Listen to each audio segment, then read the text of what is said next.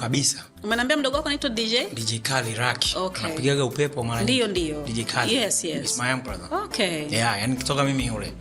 Na yule nilimwachishaga shule kwa sababu alikuwa anataka kuendelea form 5 6 huko, afu kuna wanangu naona wana PhD, wana masters, hawana 100. Wananiomba kazi. Nikaajiri sina scratch. Konga chokifanya mimi nikamwambia mdogo wangu kama jamaa analipa 800 kwa mwezi, 700 kwa mwezi.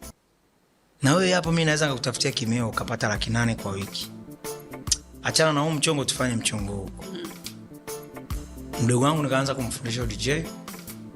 Sasa hivi mdogo wangu anaweza kupata 2 milioni na nusu kwa wiki, milioni yakosa. Kwa hiyo pia ningependa kushauri wazazi wengine, kuna watoto wana vipaji. Ukisimamia kipaji cha mtoto wako, kuna bunda kubwa zaidi kuliko ile bunda ambalo una invest huko shule. Atasoma, atamaliza, afu akishamaliza anakuja kuwa DJ. Mfano wao na wanangu kama DJ Diomi.